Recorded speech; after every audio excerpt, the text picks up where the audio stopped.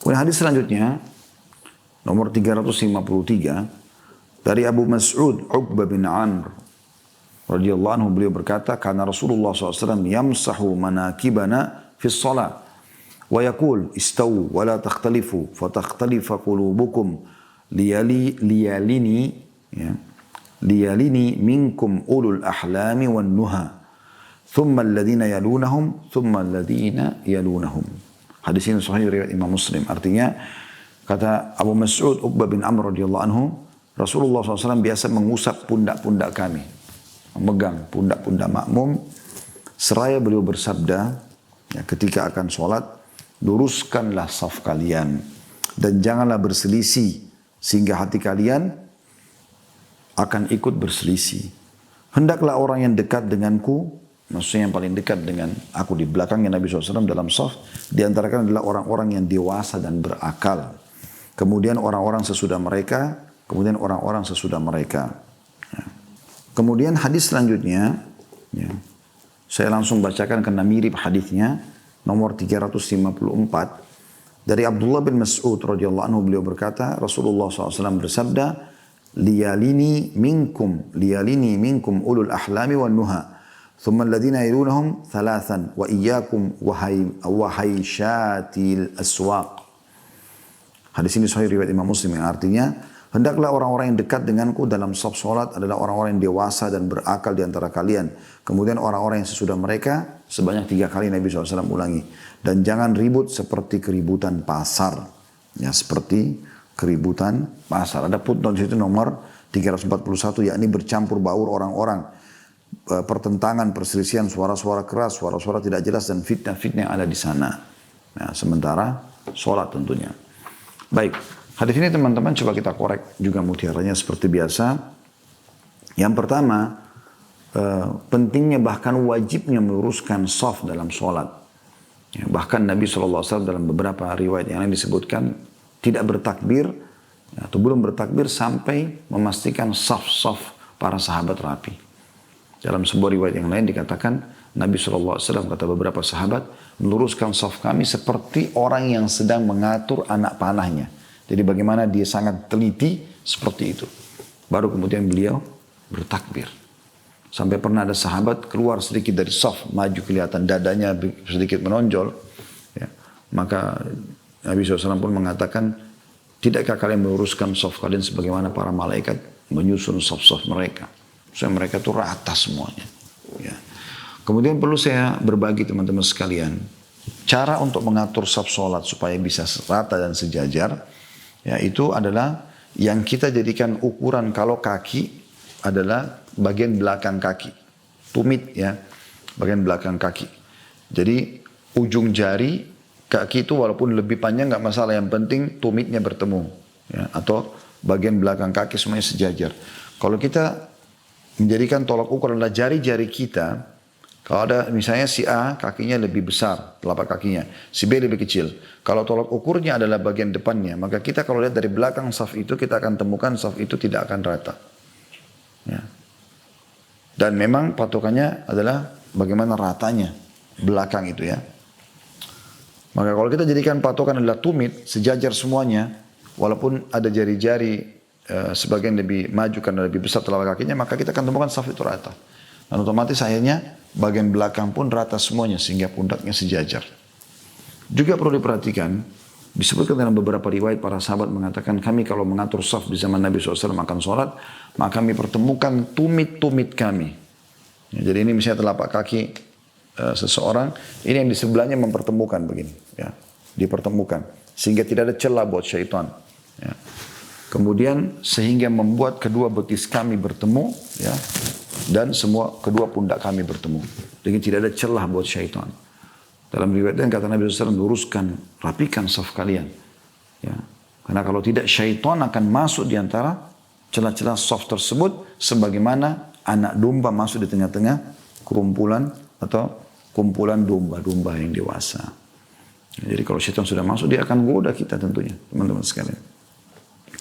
Maka ini mutiara yang pertama adalah pentingnya mengatur saf sholat dan tidak boleh dianggap remeh teman-teman. Tentu di masa pandemi sekarang, qadarullah masya fa'al, ya, insya Allah Allah angkat pandemi ini, kita terpaksa menjaga jarak karena itu adalah solusi agar tidak tersebarnya virus corona ini. Dan itu boleh, sudah keluar fatwa ulama. Tapi di masa-masa seperti ini dalam keadaan darurat tentu tidak berlanjut terus ya. Kalau di luar daripada masa pandemi maka saf dirapikan dan dirapatkan. Dan dirapatkan. Kemudian yang kedua, mutiaranya adalah perlunya imam menyebutkan kalimat ini istau wala takhtalifu. Ya, luruskan saf kalian dan jangan berselisih. Walaupun di masa pandemi sekarang ada jarak, ya, kita tidak usah mengucapkan rapatkan, ya. Tapi kita mengucapkan istau. Istau itu berarti sejajarkan. Jadi walaupun ada jarak, tapi tetap sejajar. Nah, beberapa masjid sudah taruh ada tanda ya. Ya, saya melihat ada orang sudah dikasih tanda, tetap dia masih jauh di depannya tanda itu. Padahal sebenarnya tinggal menginjakin kaki di tanda itu, tumitnya, maka akan sejajar seluruh saf. Jadi tetap disunnahkan mengucapkan istau wala takhtalifu. Ya. Kemudian Nabi SAW mengingatkan ancamannya, fatakhtalifa kulubukum. Kalau kalian berselisih di saf, maka hati-hati kalian pun akan berselisih. Dan ini diambil maknanya secara zahir, teman-teman, oleh para ulama. Kata para ulama, ini secara zahir betul-betul terjadi perselisihan di tengah-tengah umat Islam, bermula dari saf mereka perselisihkan. Karena kalau orang safnya rapi, sejajar, mau orang kaya, mau orang miskin, mau pejabat, mau orang biasa, mau orang ganteng, ya orang yang jelek, sama safnya sejajar, sama-sama di saf, akan menghilangkan kesombongan, akan mengangkat perselisihan. Tapi kalau di saf salat saja yang tasanya kita menghadap kepada Sang Pencipta Allah, tidak ada perbedaan antara orang Arab dan orang Ajam, orang hitam dan orang putih, orang kaya dan orang miskin. Kita tidak mau merapikan saf sama teman kita di sebelah, maka tentu saja akan terjadi perselisihan di tengah-tengah masyarakat. Kemudian mutiara yang ketiga adalah sabda Nabi SAW, liyalini minkum ulul ahlami wan nuha. Orang yang terdekat dengan aku, maksudnya di belakangku, sebelah kanannya, sebelah kirinya adalah orang yang paling dewasa dan berakal di antara kalian. Maknanya adalah orang yang siap menggantikan aku menjadi imam. Jadi makanya beberapa masjid itu saya lihat sudah bagus. Ini tempat mihrabnya imam, di belakangnya dikosongkan biasa ada 3 atau 4. Satu buat imam pengganti. Kalau terjadi apa-apa sama imam batal wudhu, dia sakit tiba-tiba jatuh, dia meninggal, dia pingsan, maka digantikan oleh yang di belakangnya ini. Gitu kan? Nah di sebelah kanan biasanya muadzin misalnya, di sebelah kiri siapa ya? Mungkin ada diperintahkan mungkin bagian apa gitu ya. Saya melihat itu ada yang di satu masjid dulu, di sebelahnya itu ada juga bagian yang khusus untuk nyalakan, matikan mikrofon ya, dan seterusnya. Intinya di belakang imam itu harusnya orang-orang memang yang siap menggantikan imam. Jadi jangan Anda masuk masjid langsung nyelolong di belakang imam. Kecuali masjid itu memang tidak menetapkan itu ya. Maksudnya boleh saja dan Anda tahu nanti kalau imam ada apa-apa Anda bisa menggantikan, itu berbeda. Makanya Anda cari saja saf yang sebelah kanan. Dahulukan sebelah kanan baru sebelah kiri ya. Ini yang ketiga. Ya. Kemudian pelajaran yang keempat kata Nabi SAW, "Tsummal ladzina yalunhum, tsummal ladzina yalunhum." Kemudian level-level yang datang setelah mereka. Maksudnya orang-orang yang juga punya kedudukan yang baik, ibadah yang baik, mereka lah yang ada di saf-saf awal itu. Seperti itu kurang lebih. Baik teman-teman sekalian, kita akan masuk ke hadis ya. Yang selanjutnya dan mungkin kita tutup dengan hadis ini, yaitu hadis nomor 355. Dari Abu Yahya, ada juga yang mengatakan Abu Muhammad Sahal bin Abu Hathma al-Ansari radhiyallahu anhu, beliau berkata, "Intalaqa Abdullah bin Sahlin, wa Muhayyisatu ibn Mas'ud ila Khaybar wa hiya yawma'idin sulhun. Fatafarraqa fa'ata Muhayyisatu ila Abdullah bin Sahlin wa huwa yatashahhatu fi damihi qatilan fadafanah. ثم قدم المدينة فانطلق عبد الرحمن بن سهل ومحيصة وحويصة ابن مسعود إلى النبي صلى الله عليه وسلم فذهب عبد الرحمن يتكلم فقال كبر كبر وهو أحدث القوم fasakata fatakallama faqala atahlifuna wa tastahiquna qatilakum wa dzakara tamamal hadits. Yang artinya Abdullah bin Sahal dan Muhayyisah bin Mas'ud berangkat menuju Khaybar. Waktu itu adalah waktu perjanjian damai. Lalu mereka berpisah. Selanjutnya Muhayyisah datang kepada Abdullah bin Sahal. Ternyata Abdullah telah menggelepar berlumuran darah, dibunuh oleh orang. Lalu dia menguburkannya. Kemudian datang di Madinah. Selanjutnya Abdurrahman ibn Sahal dan Muhayyisah juga Huwayyisah, kedua putra Mas'ud, berangkat menemui Nabi sallallahu alaihi wasallam. Maka Abdurrahman mulai berbicara, maka Rasulullah SAW menegurnya, yang tua, karena Abdurrahman adalah yang termuda. Maka dia diam. Dan kedua orang berbicara. Maka beliau bersabda, apakah kalian semua mau bersumpah sehingga berhak mendapatkan pembunuh kalian? Dan dia menyebutkan hadis sampai selesai. Hadis ini muttafaqun alaih, atau disepakati oleh Bukhari dan Muslim. Teman-teman sekalian, hadis ini menjelaskan tentang masalah pentingnya mendahulukan orang yang lebih tua dalam berbicara.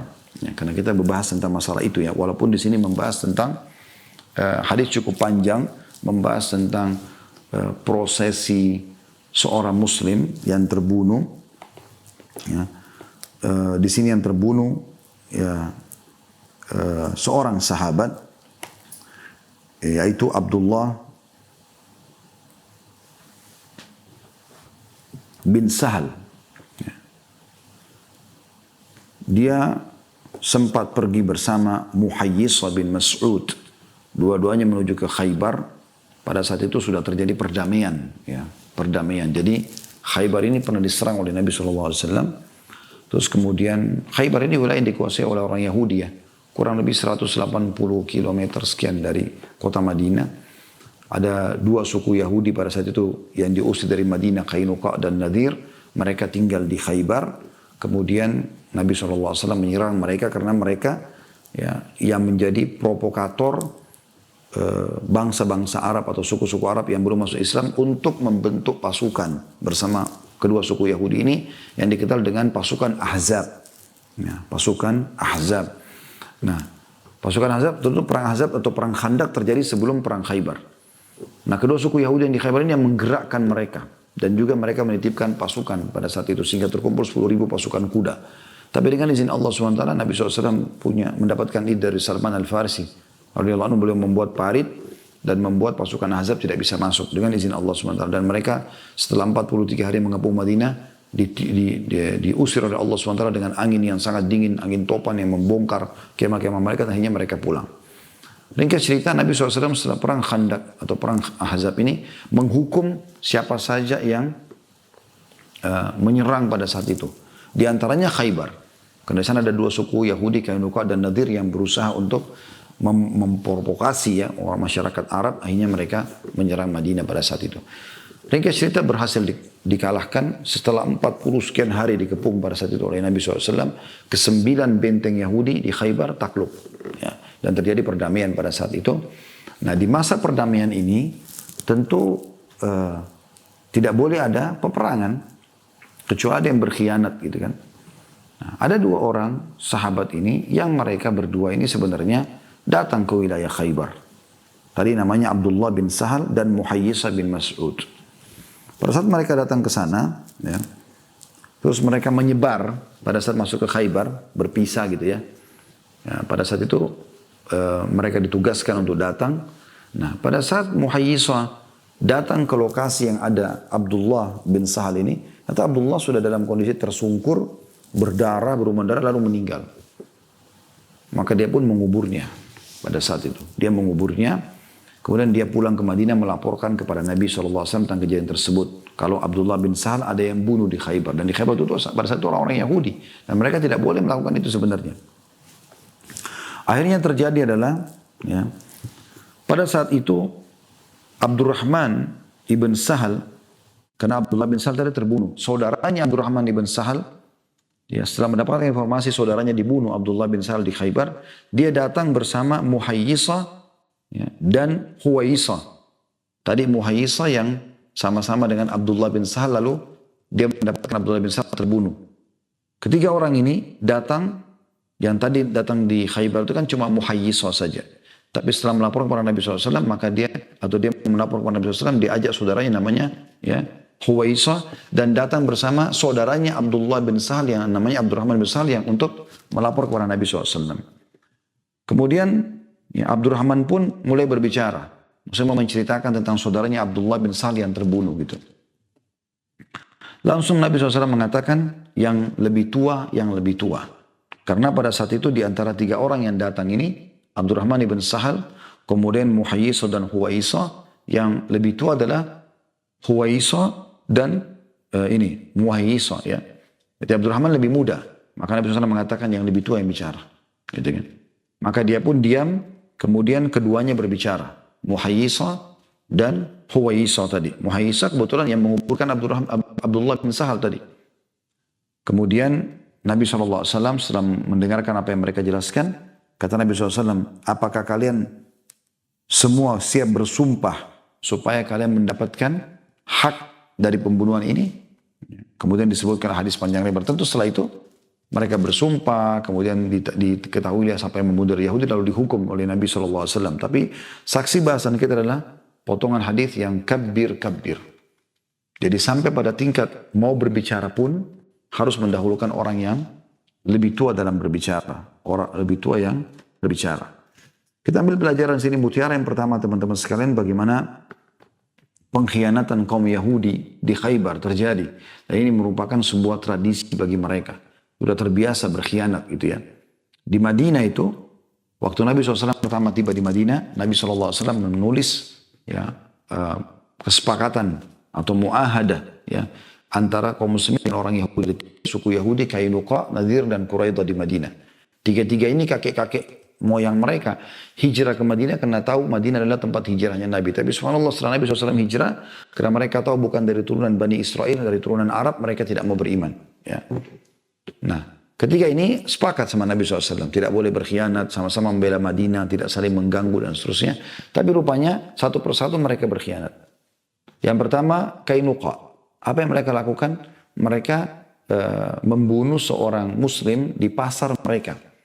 Ceritanya pada saat ada seorang wanita muslimah lagi belanja di pasar Kainuqa ini. Kemudian pemilik toko Yahudi itu menyuruh sahabat ini membuka cadarnya atau jilbabnya, maka dia pun menolak. Lalu orang ini mencantolkan sebuah besi tajam yang pada saat muslim itu berdiri terbuka, tersingkap auratnya gitu.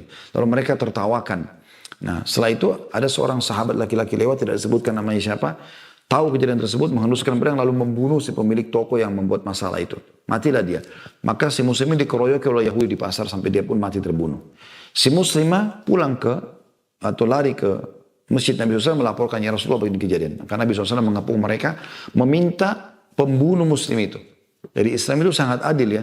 Bukan langsung menyerang mereka, membabi buta, enggak. Tapi siapa yang membunuh serahkan, kami akan hukum. Karena mereka nolak, maka mereka dikepung. Akhirnya, karena mereka tak ngotot tadinya mau melawan, Nabi SAW usir mereka. Mereka pindah ke Khaybar. Kemudian yang kedua Nadir.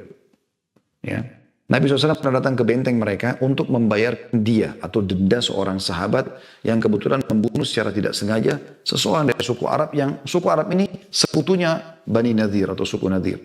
Pada saat Nabi SAW ke sana bersama Abu Bakar dan beberapa sahabat, dan sempat mereka mengatakan, tunggulah sebentar hai Muhammad.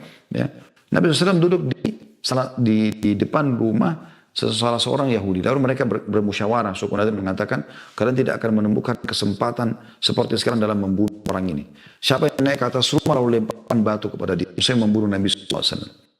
Maka saat itu pun satu orang yang mengatakan, dia lagi naik ke atas rumah mau naikkan batu itu, Jibril datang menyampaikan kepada Nabi SAW. Maka Nabi tahu kisahnya, ceritanya. Nabi berdiri, Nabi pergi. Abu Bakar dan beberapa sahabat tidak berdiri karena berpikir Nabi SAW tidak ajak mereka, berpikir Nabi SAW lagi punya hajat mau ke buang air kecil atau buang air besar gitu ya. Atau Nabi SAW pulang ke Madinah, ya maksudnya ke komunitas kaum muslimin. Selama menunggu Abu Bakar dan beberapa sahabat ridwanullah alaihim, Nabi SAW tidak muncul, mereka pulang, mereka kaget, Nabi sudah bentuk pasukan. Lalu mereka tanya, Nabi SAW jelaskan tentang niat buruk mereka. Lalu Nabi SAW mengepung mereka, minta yang di atas itu yang mau melempar itu sahkan ke kami. Karena mereka tidak mau, mereka menantang perang, maka dikepung oleh Nabi SAW. Pada saat mereka kalah, Nabi SAW usir mereka, maka mereka pindah ke Khaybar. Kalau suku yang ketiga, Quraidah berkhianat berarti perang Khandaq. Ya. Mereka tidak mau berkhianat tadi, tapi panas-panas oleh dua suku ini, akhirnya mereka berkhianat, rencana membuka pintu gerbang mereka agar pasukan Ahzab bisa masuk. Ini bisa sampaikan di perang Ahzab di YouTube, insya Allah ada kajian sip, saya sampaikan ini panjang lebar. Jelas tiketnya berkhianat. Di Khaybar mereka berkhianat lagi begitu. Bolak-balik mereka berkhianat sampai hanya diusir dari Jazirah Arab secara umum gitu. Ini sebuah tradisi mereka. Kisah ini salah satunya menyampaikan tentang perkataan mereka karena mereka membunuh seorang muslim ya, tapi mereka mencoba merahasiakannya. Kemudian pelajaran yang kedua adalah pentingnya menguburkan jenazah muslim. Apalagi di saat kita tidak ada orang lain yang mengurusnya. Bisa menjadi sifatnya kewajiban bagi seorang muslim, tidak ada orang lain. Dan cuma di sini ya Abdullah bin Sahar terbunuh oleh orang Yahudi. Kemudian ya, Muhayyisa menguburnya. Muhayyisa menguburnya. Tidak perlu dibawa ke Madinah, dikubur langsung di situ. Ya. Urus jenazahnya lalu dikubur. Ini penting sekali untuk mengubur seorang muslim. Makanya kata Nabi SAW, ikramul dafnu. Penghormatan terhadap jenazah dan segera memakamkannya, dikubur. Ya. Tidak boleh ditunda. Ini sudah sering kita ingatkan teman-teman, jangan tunda-tunda hanya karena tunggu anaknya, tunggu cucunya, segala macam, akhirnya berhari-hari jenazah itu di rumah. Sebenarnya saya sudah tidak berpikir seperti itu. Apa kata Nabi SAW? Kemarin hadis ini kita bahas ya. Nabi SAW mengatakan kalau mikul jenazah bersegeralah. Kalau dia adalah jenazah orang soleh, maka itu sebaik-baik yang akan berikan kepada dia karena segera ke kuburan itu lebih baik bagi dia. Dia tidak seperti kita yang masih berharap lama-lama di rumah. Dan kalau dia adalah orang buruk, ya, maka sesuatu yang buruk yang kalian segera turunkan dari pundak kalian. Nah. Kemudian pelajaran yang kita ini jadi inti bahas kita adalah bagaimana Nabi SAW melarang Abdurrahman bin Sahal yang merupakan saudara Abdullah bin Sahal yang terbunuh di Khaybar untuk berbicara sementara ada Muhayyisa di situ dan Huwaisa yang lebih tua daripada dia. Nabi SAW menyuruh berbicara. Walaupun sebenarnya yang meninggal adalah saudara dia, saudaranya Abdurrahman yaitu Abdullah. Tapi karena dia lebih muda maka dilarang bicara oleh Nabi alaihi salatu wassalam. Ya, ini kurang lebih yang kita pelajari dari hadis ini tentunya.